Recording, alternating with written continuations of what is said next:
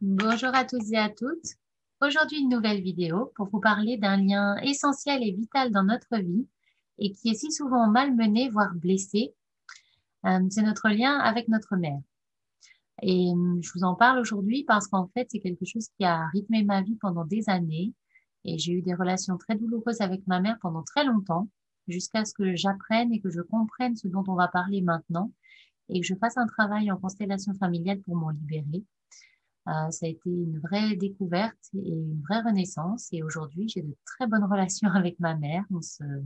On s'entend très bien et les choses vont de mieux en mieux. Donc, je me dis, c'est important de partager ça aussi avec vous, que tout le monde puisse apprendre un petit peu ces principes systémiques et qui sont la base des constellations familiales et qu'on retrouve un peu dans le monde entier pour qu'on puisse régler toutes ces choses en nous, toutes ces difficultés qu'on peut avoir avec nos parents, nos familles et qui se répercutent aujourd'hui dans le monde entier.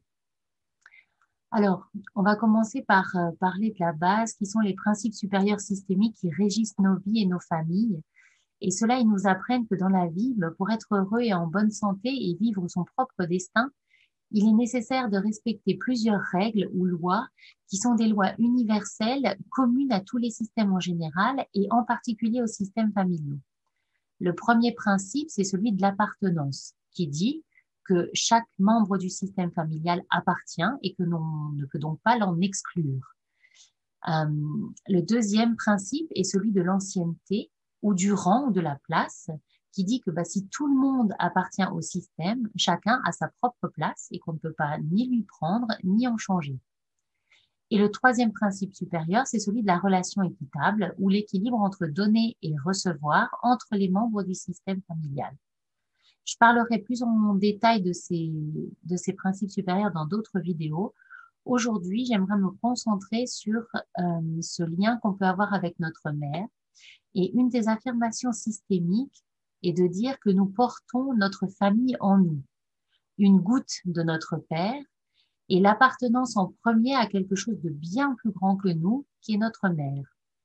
Non pas qu'elle soit responsable de nos problèmes, mais elle est l'instrument privilégié au service de notre vie et de notre destin. Et j'aime beaucoup cette phrase qui m'a été donnée par Idriss Lahore, parce que moi aussi, aujourd'hui, en tant que maman, eh bien, je peux me rappeler cette phrase-là en faisant de mon mieux, mais je ne suis que l'instrument du destin de ma fille, tout comme ma mère a été l'instrument de mon destin.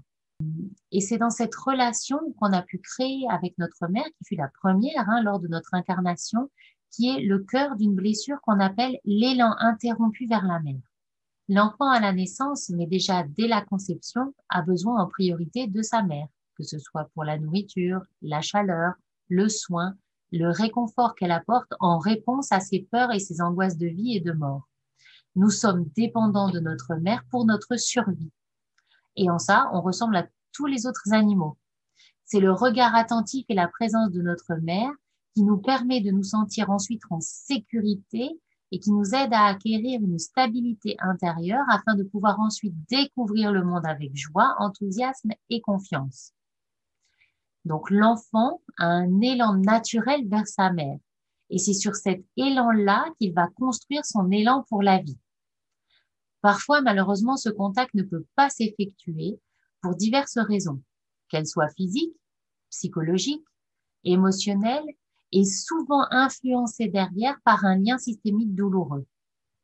Avant la naissance, ça peut être, par exemple, si l'enfant n'est pas désiré ou si la grossesse se passe mal et que la vie de la mère est en danger, les accouchements par césarienne, etc., etc.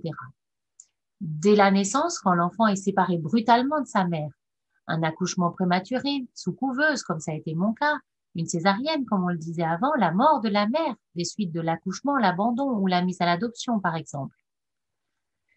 On peut le voir aussi dans la petite enfance, lors de la première séparation, lorsque la mère retourne au travail ou va faire ses courses, ou alors simplement parce qu'elle ne répond pas immédiatement à un besoin pour l'enfant qui pour lui est vital. On peut le retrouver aussi lorsqu'un nouvel enfant arrive, ou encore lorsque quelqu'un d'autre que lui occupe la place à côté de sa mère. Il se peut également que la mère soit présente, mais centrée sur elle-même et sur ses propres problèmes. Problèmes de santé, addiction, troubles psychologiques. D'un point de vue systémique, il se peut également que la mère soit intriquée avec un membre de son système familial, par exemple sa propre mère, et donc pas disponible intérieurement pour son enfant. Là, on parle plutôt d'une perturbation symbiotique avec la mère. Bref, il existe une foule d'événements qui peuvent être ressentis comme une insécurité, une angoisse, une souffrance pour cet enfant si dépendant de sa mère pour survivre.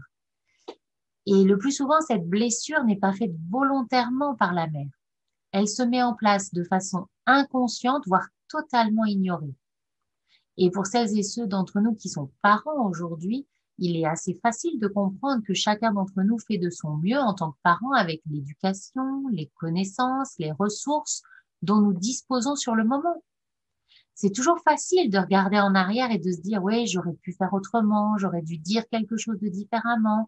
Mais au moment des faits, vous avez toujours fait de votre mieux avec qui vous étiez dans les circonstances telles qu'elles étaient.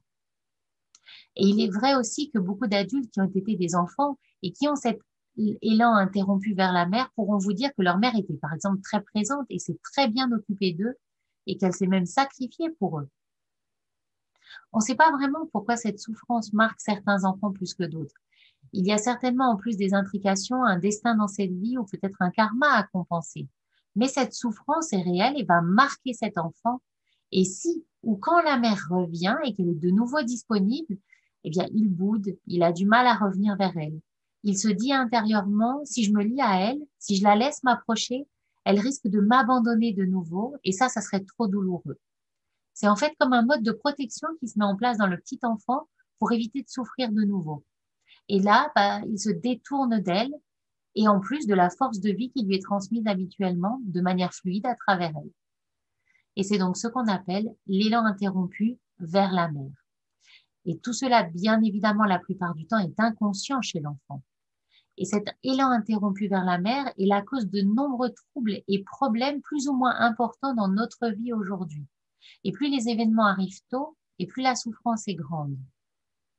Ça va se manifester par un manque d'équilibre, un sentiment de manque profond que rien ne peut combler, d'insatisfaction, des symptômes tels que, dans la petite enfance, du ressentiment envers les parents, de la solitude, de la colère ou de l'indifférence, une distance et une difficulté à exprimer de la tendresse, à être vite blessé, devenir contrephobique. Ça entraînera des schémas de pensée tels que je me débrouille tout seul sans demander rien aux autres. Ça favorisera aussi un mauvais ancrage et une tendance à partir dans un monde imaginaire pour se sentir bien. À l'âge adulte, ça se manifestera par une démission de sa vie, une tendance à tourner en rond, un sentiment de vide, de dépression, des difficultés à tisser des liens avec les autres ou alors de l'auto-sabotage et du sabotage affectif, de la solitude, éviter de prendre des risques aussi, de l'agressivité, de l'éloignement, du rejet, de l'indifférence envers les parents. Et aussi également, ce qu'on peut retrouver, c'est toutes les formes de dépendance et d'addiction.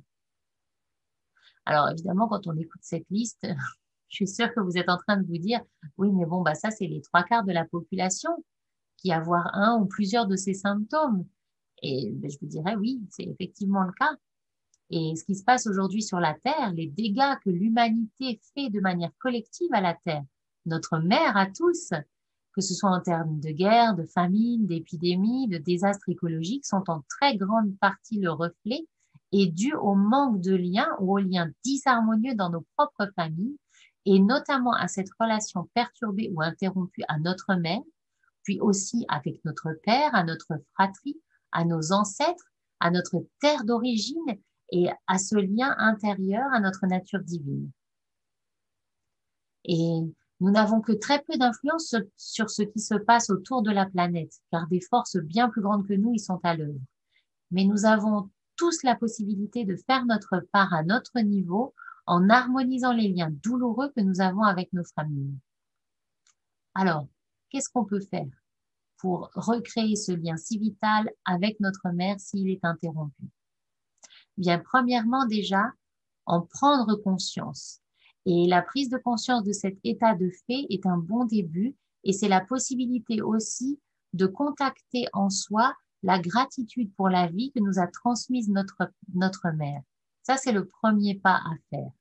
Se réveiller le matin, imaginer ses parents devant soi, et là on prend son père et sa mère, et peut-être ses grands-parents et on leur dit simplement en s'inclinant intérieurement, merci pour la vie que vous m'avez transmise. Parfois, il est nécessaire de faire un travail psychologique avec des professionnels pour aller décortiquer tout ce qui s'est passé et se libérer de tout l'émotionnel qui est emberlificoté et pris dans toute cette histoire. Et bien sûr, un travail en constellation familiale peut être fait afin de rétablir ce lien. Voilà. Si vous avez aimé cette vidéo, n'hésitez pas à le dire, à vous abonner à la chaîne YouTube de l'Espace Holistique. Si vous avez des commentaires ou des questions, n'hésitez pas à les poster sous la vidéo. Et si vous souhaitez faire un travail, soit en individuel sur ce sujet, ou alors faire un travail de constellation en groupe, eh bien, n'hésitez pas à me contacter. Je vous mettrai toutes les coordonnées en dessous. Et puis, on en discute ensemble et on voit comment on peut faire pour vous aider à retrouver un lien sain et harmonieux avec votre mère et avec l'énergie de vie qu'elle vous a transmise et qui est celle dont vous avez besoin aujourd'hui pour à votre tour réussir votre vie et avoir une vie heureuse et être en bonne santé. Et je vous dis à très bientôt pour une prochaine vidéo. Je vous souhaite une très belle journée. En attendant, prenez bien soin de vous et à bientôt.